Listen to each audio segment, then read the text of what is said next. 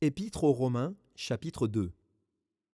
Ô homme, qui que tu sois, toi qui juges, tu es donc inexcusable. Car, en jugeant les autres, tu te condamnes toi-même, puisque toi qui juges, tu fais les mêmes choses.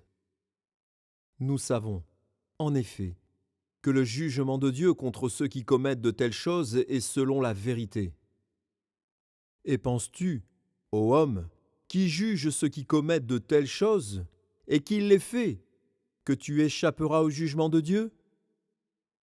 Ou méprises-tu les richesses de sa bonté, de sa patience et de sa longanimité, ne reconnaissant pas que la bonté de Dieu te pousse à la repentance? Mais, par ton endurcissement et par ton cœur impénitent, tu t'amasses un trésor de colère pour le jour de la colère et de la manifestation du juste jugement de Dieu, qui rendra à chacun selon ses œuvres. Il réserve la vie éternelle à ceux qui, par la persévérance à bien faire, cherchent l'honneur, la gloire et l'immortalité. Mais l'irritation et la colère à ceux qui, par esprit de dispute, sont rebelles à la vérité et obéissent à l'injustice.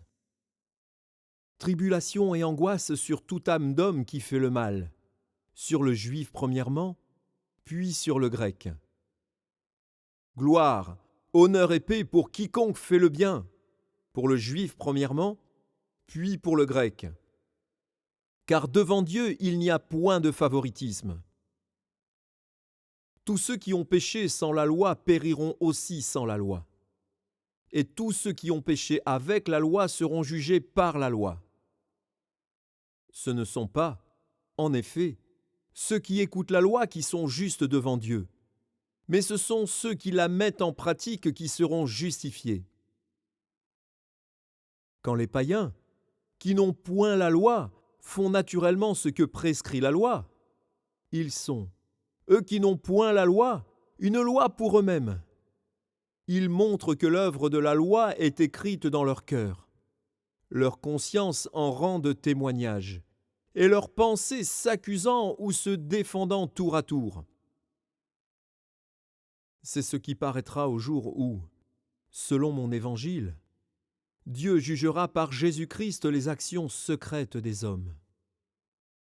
Toi qui te donnes le nom de juif, qui te reposes sur la loi, qui te glorifie de Dieu, qui connaît sa volonté, qui apprécie la différence des choses, étant instruit par la loi, toi qui te flattes d'être le conducteur des aveugles, la lumière de ceux qui sont dans les ténèbres, le docteur des insensés, le maître des ignorants, parce que tu as dans la loi la règle de la science et de la vérité.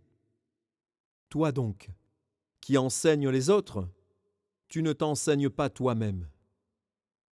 Toi qui prêches de ne pas dérober, tu dérobes. Toi qui dis de ne pas commettre d'adultère, tu commets l'adultère.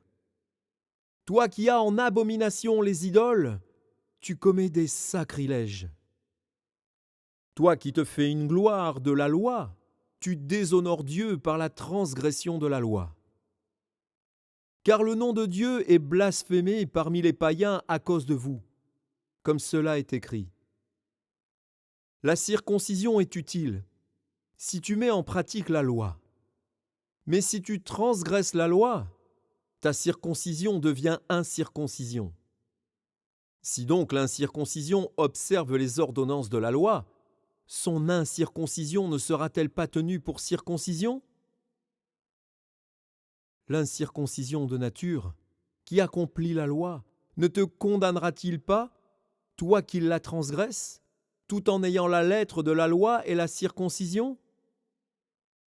Le juif, ce n'est pas celui qui en a les apparences, et la circoncision, ce n'est pas celle qui est visible dans la chair. Mais le juif, c'est celui qui l'est intérieurement. Et la circoncision, c'est celle du cœur, selon l'esprit et non selon la lettre. La louange de ce juif ne vient pas des hommes, mais de Dieu.